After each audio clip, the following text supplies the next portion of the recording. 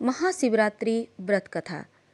प्राचीन काल में किसी जंगल में एक गुरुदह नाम का शिकारी रहता था, जो जंगली जानवरों का शिकार करता था, अपने परिवार का भरण पोषण किया करता था। एक बार शिवरात्रि के दिन जब वह शिकार के लिए निकला, पर संयोगवश पूरे दिन खोजने के बाद भी उसे कोई शिकार नहीं मिला।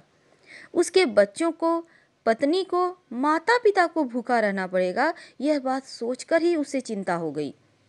सूर्यास्त होने पर वह एक जल के जलाशय के समीप गया। वहां पर एक घाट के किनारे एक पेड़ पर थोड़ा सा जल पीने के लिए लेकर चढ़ गया, क्योंकि उसे पूरा उम्मीद था कि कोई न कोई जानवर अपनी प्यास बुझाने यहाँ पर जरूर आएगा।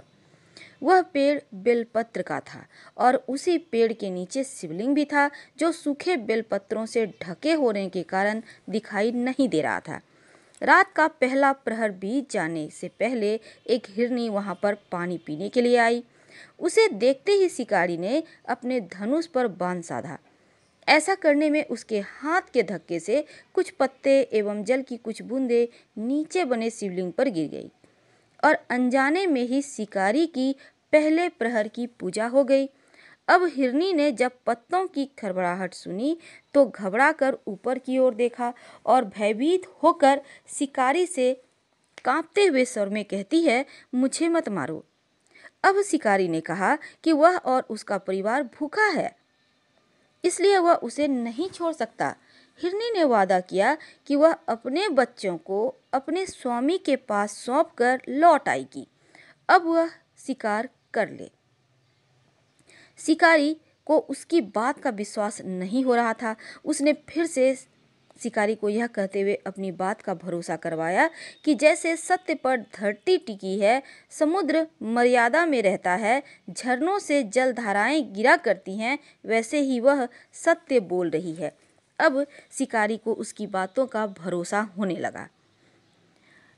क्रूर होने के बाद भी शिकारी को उस पर दया आ गई और उसने जल्दी लौट आना कहकर उस हिरनी को जाने दिया। थोड़ी ही देर बाद एक और हिरनी वहां पर पानी पीने आई। शिकारी सावधान हो गया और तीर साधने लगा। अब ऐसा करते हुए उसके हाथ के धक्के से फिर पहले की तरह ही थोड़ा सा जल और कुछ बेलपत्र नीचे शिवलिंग पर जा गिरे और अनायास ही शिकारी के दूसरे प्रहर की पूजा भी हो गई।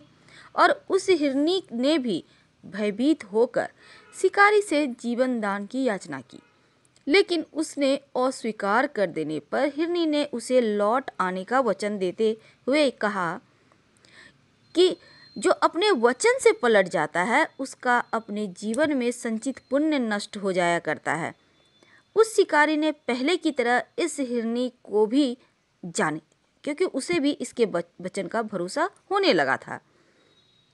अब तो वह इसी चिंता में व्याकुल हो रहा था कि उनमें से शायद ही कोई हिरनी लौटे और वह अपने परिवार का क्या होगा। अब इसका चिंता उसे खाए जा रहा है।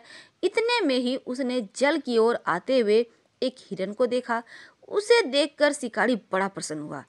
फिर से धनुष पर बाण चढ़ाने से उसकी तीसरे प्रहर की पूजा भी पहले की तरह ही स्वतः संपन्न हो गई, लेकिन पत्तों के गिरने की आवाज से वह हिरन सावधान हो गया। उसने शिकारी को देखा और पूछा, तुम क्या करना चाहते हो? वह बोला, अपने कुटुंब को भोजन देने के लिए तुम्हारा वध करूंगा। अब वह मृग प्रसन्न होकर कहने लगा, मैं धन्य हूँ कि मेरा यह शरीर किसी के काम आएगा।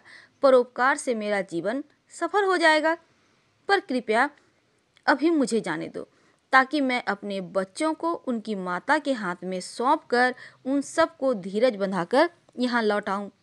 शिकारी का हृदय उसके पाप पुंज जो थे ना, वो नष्ट होने के कारण धीरे धीरे पवित्र हो रहा था। इसलिए वह विनय पूर्वक बोला, जो जो यहाँ आए सभी बातें बनाकर चले गए, अभी तक नहीं लौटा कोई भी। यदि तुम भी झूठ बोलकर चले जाओगे तो मेरे परिजनों का क्या होगा? अब हिरन ने यह कहते हुए उसे अपने सत्य बोलने का भरोसा दिलवाया कि यदि वह लौट कर ना आए तो उसे वह पाप लगे जो उसे लगा करता है, जो सामर्थ्य रहते हुए भी दूसरे का उपकार नहीं करता। अब शिकारी ने उसे भी यह कहकर जाने दिया कि शीघ्र लौट आना। रात्रि का अंतिम प्रहर शुरू हो गया। अब उस शिकारी के हर्ष की सीमा न थी, क्योंकि उसने उन सब हिरन हिरनियों को अपने बच्चों सहित एक साथ आते देख लिया था। उन्हें देखते ही उसने अपने धनुष पर बाण रखा और पहले की तरह उसकी चौथे प्रहर की पूजा शिव पूजा संपन्न हो गई। अब उस शिकारी ने के शिव कृपा से सभी पाप भस्म हो चुके थे। अब वह सोचने लगा, ओह, ये पशु धन्य है जो ज्ञानहीन होकर भी अपने शरीर से परोपकार करना चाहते हैं। लेकिन धिक्कार है मेरे जीवन को कि मैं अनेक प्रकार के कुकृत्य करके अपने परिवार का पालन कर रहा हूँ। अब उसने अपने वाहन रोक लिया, मृगों से कहा कि वे सब धन्य हैं तथा उन्हें वापस जाने दिया। उसके ऐसा करने पर भगवान शंकर ने प्रसन्न होकर तत्काल उसे अपने दिव्य स्वरूप का दर्शन करवाया और उसे सुख समृद्धि का वरदान देकर गुह नाम प्रदान किया। भगवान श्री राम ने भी इसी गुह से मित्रता की थी। शिव जी की जटाओं में गंगा जी को धारण करने वाले, सिर पर चंद्रमा को सजाने वाले, मस्तक पर त्रिपुंड लगाने वाले, तीसरे नेत्र वाले, कंठ में कालपास, नागराज तथा रुद्राक्ष की माला से सुशोभित, हाथ में डमरू त्रिशूल हैं, जिनके और भक्तगण बड़ी श्रद्धा से जिन्हें शिवशंकर, भोले बाबा, भोलेनाथ, महादेव, भगवान आशुतोष, शंकर, उमापति, गौरी शंकर, सोमेश्वर, महाकाल, ओंकारेश्वर, वैद्यनाथ, नीलकंठ, त्रिपुरारी, सदाशिव तथा अन्य सहस्त्रों नामों से संबोधित कर जिनकी पूजा अर्चना करते हैं, ऐसे भगवान शिव एवं शिवा हम सबके चिंतन को सदा सदैव सकारात्मक बनाए रखें एवं हम सबकी मनोकामनाएं पूरी करें। हर हर महादेव।